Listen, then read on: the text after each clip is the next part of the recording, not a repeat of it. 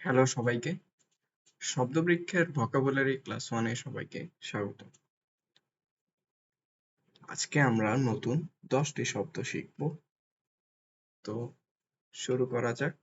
আজকে আমাদের প্রথম শব্দটি হচ্ছে গ্যারিউলাস। চলো ভিডিওটা দেখি। এখানে হেডওয়ার্ড হচ্ছে গ্যারিউলাস, তার সাথে একটি টিয়া পাখি যার ঠোঁট বেঁধে রাখা হয়েছে। তাহলে কি তোমরা গেস করতে পারতেছো শব্দটি কি হবে? চলো দেখে ফেলি। ক্যারুলাসের অর্থ বাচাল। টিয়া পাখিটি বাচাল প্রকৃতির, তাই তার ঠোঁট বেঁধে রাখা হয়েছে। এখানে এক্সাম্পল সেন্টেন্স দেখি আমরা। The garrulous parrot chattered incessantly. টিয়া পাখিটি অনর্গল কথা বলে দেখে তার ঠোঁট বেঁধে রাখা হয়েছে। ক্যারুলাসের দুটো সিনোনিম আমরা দেখি এরপর। একটা হচ্ছে টকেটিভ আর একটা ভার্বোস। তো তোমরা কি বলতে পারবা ক্যারুলাস শব্দটির অর্থ কি? ঠিক তাই, বাচাল। তো এরপর আমরা পরবর্তী শব্দটিতে যাই। এখানে হেডওয়ার্ড হচ্ছে আরজুয়াস। আরজুয়াস কথাটার অর্থ কষ্টসাধ্য। ভিডিওতে আমরা দেখতে পেলাম পাহাড়ে ওঠাটা তার জন্য খুবই কষ্টসাধ্য ছিল।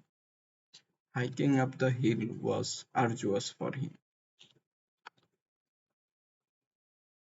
আরজুয়াসের সিনোনিম হচ্ছে formidable, vigorous. Arduous, formidable, vigorous এই তিনটার অর্থ হচ্ছে কষ্টসাধ্য। পরবর্তী ভিডিওতে যাই। এখানে হেডওয়ার্ড হচ্ছে অবসোলেট। অবসোলেট কথাটার অর্থ অপ্রচলিত। ভিডিওতে আমরা দেখতে পাইলাম ক্যাসেট, রেডিও এগুলো আজকালকার দিনে খুবই অপ্রচলিত সরঞ্জাম, যা সহজে দেখা যায় না। The cassette radio has become obsolete. Obsolete এর অর্থ হচ্ছে অপ্রচলিত। The cassette radio has become obsolete. এখানে obsolete এর দুইটা সিনোনিম হচ্ছে defunct, outdated. পরবর্তী ভিডিওতে যাই। এখানে হেডওয়ার্ড হচ্ছে আর্কাইক। আর্কাইক অর্থ প্রাচীন। ভিডিওতে আমরা দেখতে পাইলাম প্রাচীনকালে মানুষ যে সকল পশু পাখি শিকার করত পাহাড়ে, সেগুলো চিত্র আঁকতো। এক্সাম্পল সেন্টেন্স হচ্ছে archaic humans used to draw animals in cave. archaic এর সিনোনিম হচ্ছে obsolete, primitive. তাহলে archaic, obsolete, primitive তিনটা অর্থ হচ্ছে প্রাচীন। পরবর্তী ভিডিওতে যাই। এখানে হেডওয়ার্ড হচ্ছে diligent. diligent কথাটার অর্থ পরিশ্রমী। ভিডিওতে আমরা দেখতে পেলাম লোকটি একটি ভারী বাক্স বহন করছে, যা এক পরিশ্রমী কাজ। পরিশ্রমী লোকটি একটি ভারী বক্স বহন করছে। এর দুটো সিনোনিম হচ্ছে অ্যাসিডুয়াস, meticulous. The diligent man carrying a big box finished his task quickly. পরিশ্রমী মানুষটি একটি ভারী বাক্স বহন করে দ্রুত তার কাজ সম্পন্ন করল। পরবর্তী ভিডিওতে যাই। এখানে হেডওয়ার্ড হচ্ছে ল্যামেন্ট। ল্যামেন্ট অর্থ দুঃখ। ভিডিওতে আমরা দেখতে পেলাম খাঁচা থেকে পাখিটি চলে যাওয়ায় বাচ্চাটি খুব দুঃখ প্রকাশ করছে। She let out a soft lament for her lost part. ল্যামেন্টের দুটো সিনোনিম হচ্ছে মাউন, রিগ্রেট। তাহলে ল্যামেন্ট, মাউন, রিগ্রেট তিনটা অর্থ হচ্ছে দুঃখ। পরবর্তী ভিডিওতে যাই। এখানে হেডওয়ার্ড হচ্ছে টার্বুলেন্ট। টার্বুলেন্ট অর্থ হচ্ছে অস্থির। এখানে আমরা ভিডিওতে দেখতে পেলাম একটা ঝড়ো হাওয়ার মধ্যে প্লেনটি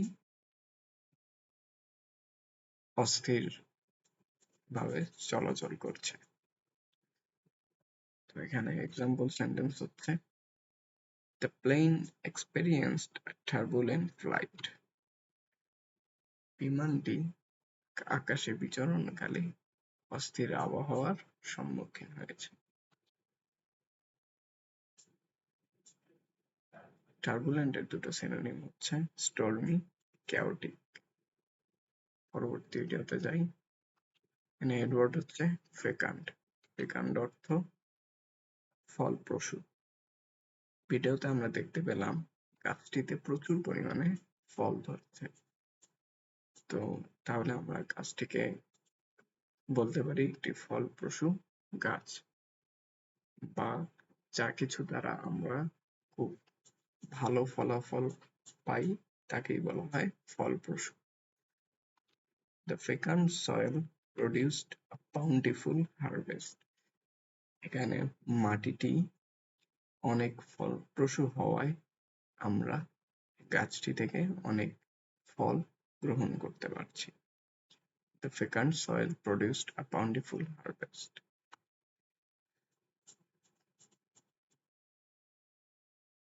ফেকান্ডের সিনোনিম হচ্ছে ফ্রুটফুল, ফার্টাইল।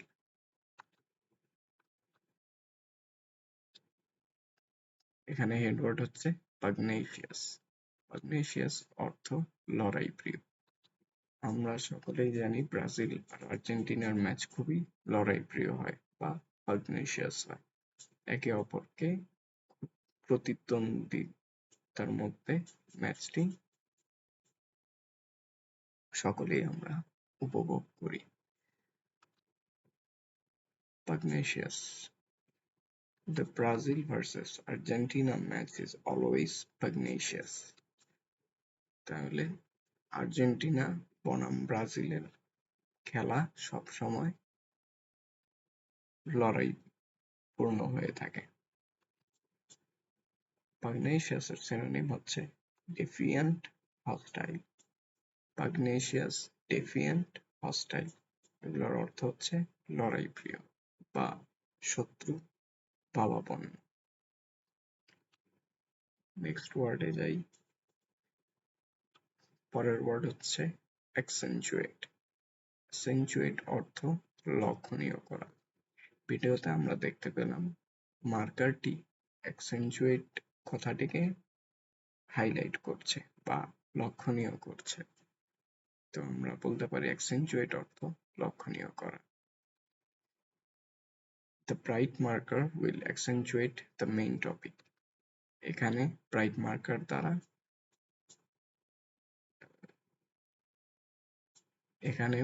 মার্কার দ্বারা বিষয়বস্তুটিকে খুব লক্ষণীয় করা হচ্ছে।